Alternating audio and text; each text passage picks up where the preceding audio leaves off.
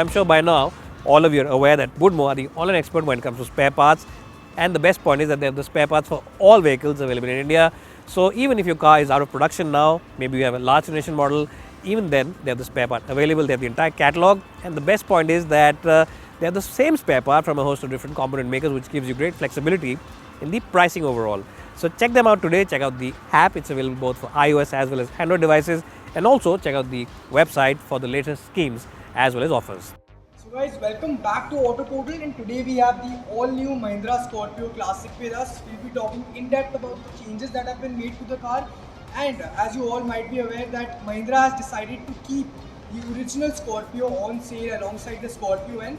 So I'll be telling you in depth about the changes that have been made to this particular vehicle and the mechanicals, the aesthetics, the feature related changes. So do stay tuned till the end of the video, and also do not forget to subscribe to our channel Auto Portal for more such latest videos. Let us first begin with the frontal fascia of the car. So in terms of aesthetics, there are not a number of major changes, but let's begin with the headlamp cluster first. So the headlamp cluster is similar to the earlier Scorpio itself. Now what Mahindra has done here essentially is that they have simplified the number of versions that has been offered. So you now get a Classic S, which is the base variant, and now the top of the line variant is this S11 trim, which is currently standing in front of you. Now if we come to the headlamp cluster first, the headlamp cluster happens to be a projector unit. You get a halogen beam with the projector, and these are static bending headlamps. You get an LED eyebrow which was present in the earlier Scorpio also, so no change in terms of that. The indicator is halogen based.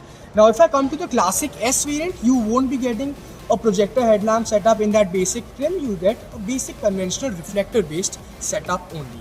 If we move on to the lower bumper, you get this LED DRL, which is again exclusive to the S11 trim. You won't be getting that in the Classic S variant, and this is the halogen based formula.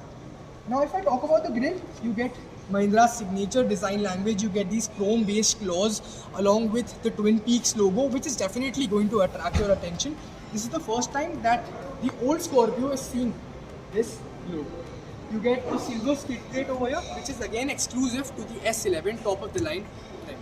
Now if we come to the engine specifications and the changes being made mechanically, this Scorpio Classic now gets a completely new engine, which is being shared with the Mahindra Thar, the Mahindra Scorpio N, and the XUV 700 also. It churns out about 130 bhp of power and 300 Nm of torque. This is the 2.2 liter engine, and definitely you'll have to top up the diesel exhaust fluid also, because this is the BS6 compliant engine. If you now come to the side profile, the shell of the vehicle has been carried on, so there are no major changes in terms of that. Let's begin with the fender lining and the tire size first. So you definitely get these bulky wheel arches and fender lining, which gives the car a very aggressive appearance. Also, the hood gets these character lines along with the hood scoop, which again adds to the butch appearance that the Scorpio has been boasting on for a number of years in the Indian market. You get this insert along with the indicator, which has been fitted on the fender itself. And now if we talk about the tire size, you get 17-inch alloy wheels, and the exact tire size happens to be 235/65 R17. So the dimensions are 235 mm in terms of width. The tire wall size is also decent, because Mahindra has really highlighted the capabilities that this SUV has as a traditional rear wheel drive vehicle. So definitely that is going to play an important role over here. You get diamond cut alloy wheels along with the new Mahindra logo, and this is also a slightly tweaked design. You get a front disc brake unit, but the rear wheels still get a drum brake unit only. You get a hefty bit of cladding on the doors along with these contrasting elements. You get the Scorpio badging, which definitely adds to the muscularity of the car. You get the step board, which is stock from the factory, and considering the overall height and ground clearance that this car has, you will definitely be needing that.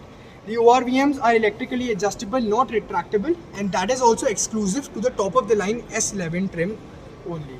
Now you get a slightly scooped out roof along with a ski rack and these roof rails. These are functional roof rails. No sunroof or anything of that sort has been offered. These are butterfly windows, so you'll be able to access these and open these from the third row as well. If we now access the boot space, so the Scorpio Classic has been introduced in 3 seating type variants.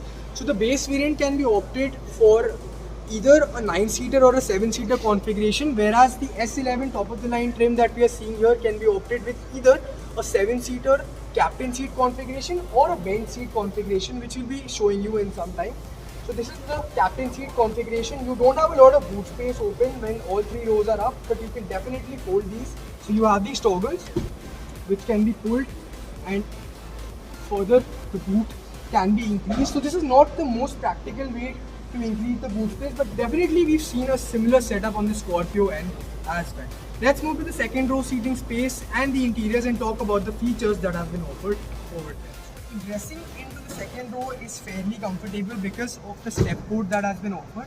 And one thing that you'll immediately realize when you sit in the cabin is that owing to the large window area that this car gets and the new lighter colored beige upholstery, the cabin feels extremely airy.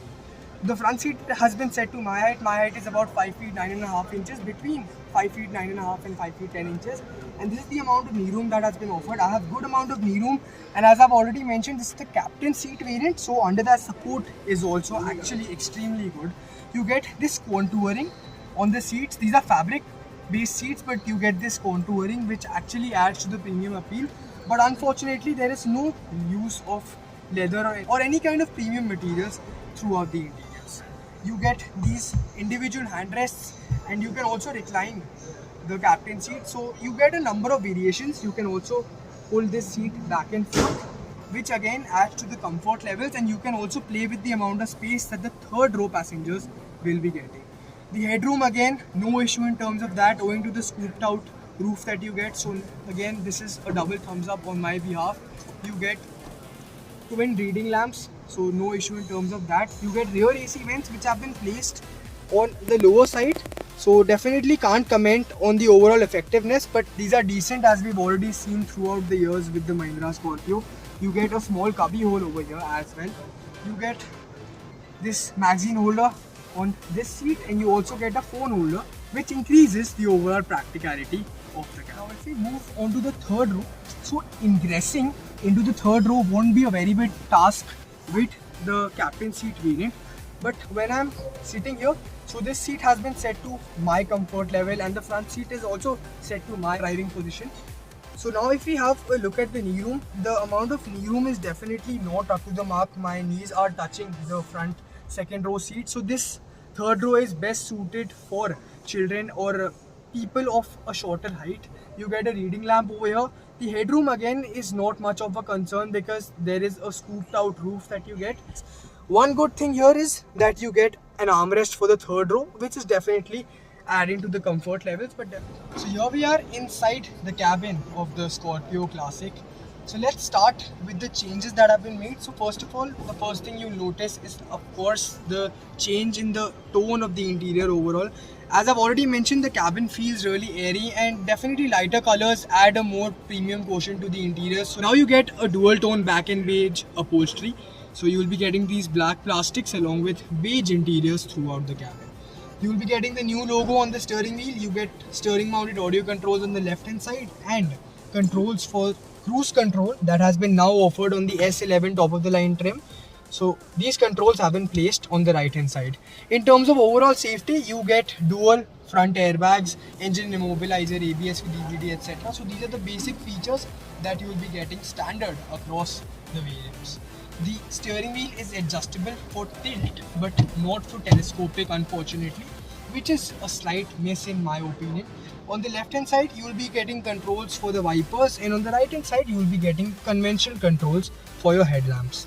So as Mahindra calls it, you also get the micro hybrid technology. You will be getting the idle start stop switch over here, which definitely will help in increasing the fuel efficiency levels. Now if we come on to a major highlight which has been made to the interiors, this is the 9-inch infotainment system, which is a new addition. Now you don't get any kind of Android Auto or Apple CarPlay as such. So the user interface will remind you of an Android based system, but it's not a complete Android unit. You get speakers and tweeters which have been spread across the interiors, including the third row for the third row passengers as well. You get phone mirroring, so you can connect your phone via Bluetooth, access your contacts. You can also make calls, play music, etc. So those are basic features which have been added. You get capacitive buttons, no physical buttons unfortunately. And you will be able to use navigation also, but for that you'll have to download a third-party app. So those are a number of features. Overall, you get EQ, you can balance and change the specifications of the audio that is playing, and this is decent in terms of overall user interface and slickness. If we move on below, you get an automatic climate control unit. It's a single zone unit. You get slight tweaks in terms of the user interface of the display, which has been used over here. The hazard light switch is here. You get a 12-volt charging socket, a place to slide in your mobile phone, and you also get this piano wooden type finish. It's a fake piano type finish that has been used on the center console. This car now gets a 6-speed manual gearbox. I mean, there's no use of automatic transmission. You won't be able to get an automatic unit with the Mahindra Scorpio Classic. You get twin cup holders over here. This is a cubby hole in which you can place a bottle or certain knickknacks. You get this rubberized pad to place your phone on, and the rear AC vent unit, as I've already shown you, is definitely present. If I show you the glove box, it is decent in terms of overall volume, so you will be able to only fit in the documents over here. The seat contouring etc. actually feels premium, and they have worked on the under thigh support also. The seats are based completely out of fabric, and there are no use of leather materials anywhere in the cabin. You get a front reading lamp. There is a sun visor for the passenger, but unfortunately you don't get anything for the driver. This is the sunglass holder that you get, which is a good touch, and the IRBM happens to be manually dimming. So overall, in terms of the front cabin, the same dashboard has been carried on to the Scorpio Classic itself. The dimensions, they've only played around with the color and tones of the interiors, and this is a major addition, which is a 9-inch infotainment system. Do let us know in the comment section below how you liked the feature additions of the Mahindra Scorpio Classic. This was all about this video. We'll be signing off over here. This was your host Harsh Jolly. Thank you so much for watching this video.